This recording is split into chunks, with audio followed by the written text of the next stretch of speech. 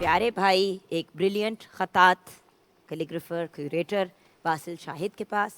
अस्सलाम वालेकुम वासिल भाई। वालेकुम अस्सलाम। अच्छा वासिल भाई, आज हम बच्चों के पॉइंट ऑफ व्यू से आपसे जानना चाहेंगे कि खताती जो है वो बच्चों के अंदर मतलब अच्छी तरबियत किस तरह से इनकलकेट कर सकती है, क्योंकि आजकल डिवाइस चाहे वो मोबाइल हो, टैब हो, कंप्यूटर हो, हर डिवाइस पे आजकल इंटरनेट की एक्सेसिबिलिटी है, तो जो फिज़िकल क्रिएटिविटी है उसकी तरफ बच्चों का रुझान नहीं है।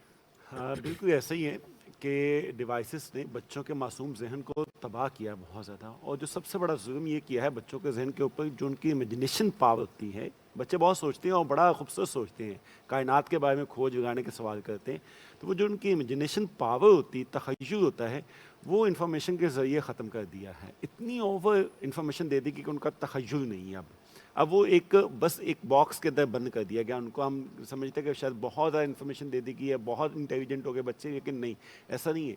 असल इंटेलिजेंस या इंसान का तखय्युल होता है कि वो कितना बड़ा है, और सबसे बड़ा नुकसान ये हुआ कि उनका तखय्युल ख़त्म हो गया बच्चों का। ये हकीकत में आइंस्टाइन ने भी इस पर बहुत ज़्यादा बात की कि असल जो जहानत है वो तखय्युल है, ना कि याददाश्त या कोई और काम। अब इस हवाले से देखिए कि आज जितनी भी एक्टिविटीज़ बच्चों की हैं वो फिज़िकल कम हो गई हैं, ये इस तरह ज़्यादा हो गई हैं। तो ऐसे में आर्ट स्पेशल कोरियोग्राफी जो है, जिसमें आपकी ऑब्जर्वेशन फिजिकल वर्ल्ड में नहीं है, आप हरूफ देखते हैं, अलीफ बा जीम दाल या कुछ नाम लिखते हैं, कुछ आयात लिखते हैं, तो आपके आउटर वर्ल्ड में कोई ऑब्जर्वेशन नहीं है। आपको खुद से सोचना है, अपने तखय्युल को मजबूत करना है। अब जब वो बच्चे को आप कलम पकड़ाएंगे या ब्रश पकड़ाएंगे, कुछ करेगा वो, तो वो खुद ब खुद लाशौरी तौर पे कुछ ना कुछ एक्टिविटीज जब शुरू करता है, वो सोचता है अच्छा मुझे ऐसा करना है, इस तरीके से बनाना है। तो एक तो सबसे पहला काम ही है, उनका तखय्युल मजबूत होता है।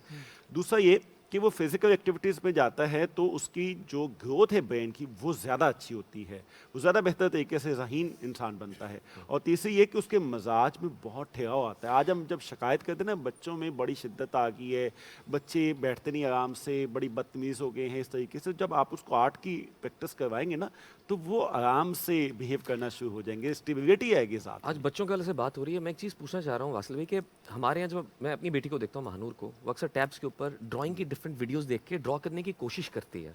यानी सोशल मीडिया बहुत काम कर रहा है, बच्चों को भी बहुत अट्रैक्ट करते हैं। क्या खताती के हिसाब से कोई ऐसे लेसन्स ऑनलाइन मौजूद हैं जिन्हें बच्चों को अट्रैक्ट हो और सभी पता कोशिश है, करें? अगर फिर हम ऑनलाइन पे अगर जाते हैं ना, you know the biggest problem with that is क्योंकि बच्चे अब बनाना भी ना टैब्स और इन चीज़ों के ऊपर शुरू हो गए हैं, उसी के ऊपर डिवाइसेस ऑप्शन देती हैं।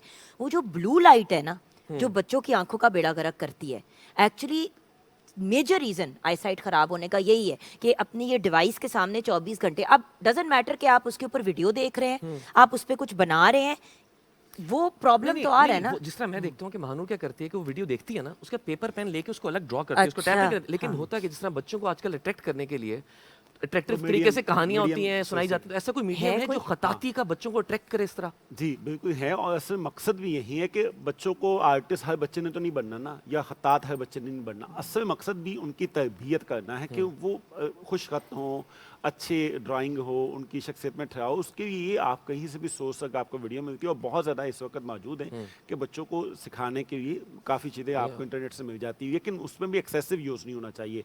अगर उन्होंने 10 मिनट या 15 मिनट लेसन देखा है तो उसको एक हफ्ते तक कंटिन्यू खुद से फिर बार बार प्रैक्टिस करें। ये नहीं है कि वो एक देखने के बाद आपको 6-6 घंटे फिर वो हमें अपने दौर का याद है कि जब हम पेपर्स देते थे ना तो हमें खताती सिखाई गई थी कि एटलीस्ट जो हेडिंग्स नहीं होती वो अच्छे लिखें ताकि देखती चेकर को इंप्रेशन अच्छा पड़े, मार्क्स अच्छे मिल जाएं। और इसकी आपके करियर में बहुत बच्चों के लिए एजुकेशन बहुत हेल्प करता है। शख्सियत में ठहराव के साथ साथ आपकी एस्थेटिक सेंस जो है बहुत आपने नोट किया कि मैं क्यों चुप हूँ? राइटिंग नहीं, मुझे हमेशा टीचर एक ही सवाल करती थी, बेटा पाँव से लिखा है। अच्छा मेरे साथ तो ज्यादती हुई ना, मैं लेफ्टी थी, पैदा में लेफ्टी हुई, मैं हर चीज़ लेफ्ट हाथ से करती थी। फिर मम्मा को किसी ने कह दिया कि ये तो बहुत बुरी बात है और ये लेफ्ट हैंड से काम करती है, तो मुझे जबरदस्ती राइट ही कर दिया। शिफ्ट किया गया तो बेड़ा ही गर्क हो गया ना सीधे हाथ से उतना ही बुरा लिखती हूँ जितना उल्टे हाथ से लिखती हूँ। असल में होता ये है कि जब आप खताती या ड्राइंग या कोई भी काम करने से की बात करते हैं, अगर आपका लेफ्ट हैंड काम कर रहे हैं ना, तो इसका मकसद ये है कि आपका राइट साइड ऑफ ब्रेन जो ना हेमिस्फीयर वो ज्यादा एक्टिव है। बट उस जमाने में आपको पता है कि बहुत ज्यादा ये एक चीज कही जाती थी बेसिकली, तो अगर आप लेफ्टी हैं तो आप करें सारे काम लेफ्ट हैंड से, सिर्फ आपने खाना और कुछ बेसिक चीजें जो राइट हैंड से बच्चों को सिखा दें। बट अगर दिमाग ही लेफ्ट को चलता है तो बंदा क्या करे फिर?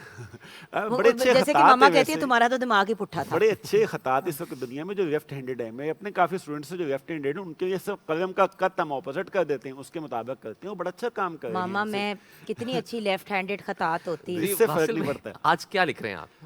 आपने जो आज का मौजू का इंतखाब किया था फयाजी और सखावत, हम अक्सर ये सोचते हैं कि हम हर शय के मालिक बन बैठते हैं, लेकिन सोचा कि हम तो अपनी ज़ात के भी मालिक नहीं है, अपने सांस के भी मालिक नहीं है।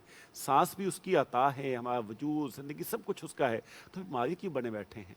जो है बांट दीजिए। तो उसी हवाले से एक आयत है कि कुदरत जो ना हर शय के ऊपर, पहले में हमने इस तरह की एक आयत लिखी थी, वो अल्लाह पाक की, वाह हुआ अल्लाह कुल्ली शाइन कदीर, तो उसको मालिक मान लीजिए कि वही कादर है। जब उसको मान लेंगे ना तो फिर ना अना बाकी रहेगी, ना आपको मलकियत के लिए तकब्बुर आएगा कि अच्छा मेरे पास इतना कुछ नहीं, बल्कि इंसानियत सब बांटती, हम सब एक हैं। माशाल्लाह माशाल्लाह। अमेजिंग।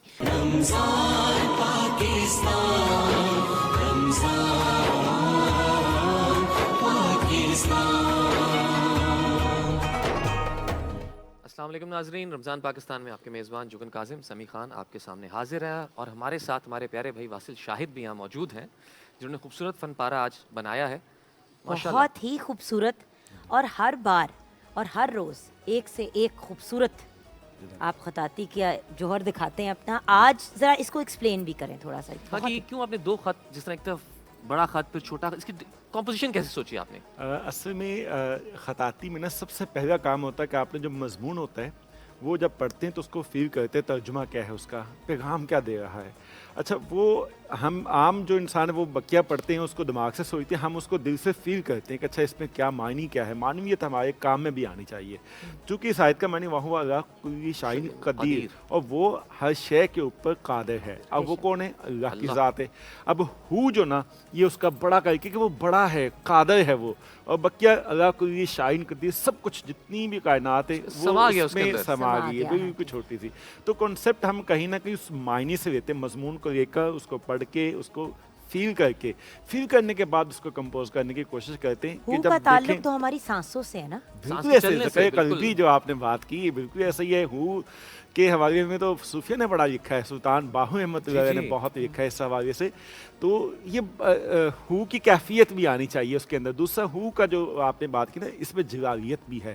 तो बड़ा करके लिखने का दूसरा मकसद ये है कि वो जो हु की जलालियत है ना वो भी सामने आनी चाहिए। तो ये दोनों चीज़ें जो ना कोशिश होती है कि अपनी कंपोजिशन में। अच्छा, आपका सिग्नेचर भी इतना खूबसूरत है माशाल्लाह वासिल भाई। माशाल्लाह। ये जो आप- सिग्नेचर के बारे में भी कहते हैं कि ये भी ना एक पूरा अपने अंदर एक फनपारा होना चाहिए। तो कोशिश यही करते हैं कि Beautiful. उसको जो ना इसी तरह से हम इस हवाले से मैं एक और बात करना चाह रहा हूं। अभी हम पहले बात करते हैं इमेजिनेशन की, तो हम अपने इमेजिनेट करते हैं कि इस तरीके से हो मायनी। तो इमेजिनेशन के साथ साथ दूसरी जो चीज़ बहुत इंपॉर्टेंट वो क्रिएटिविटी, हाँ। और फिर उसके साथ फोकस तवज्जो। बहुत चाहिए काम करने के लिए।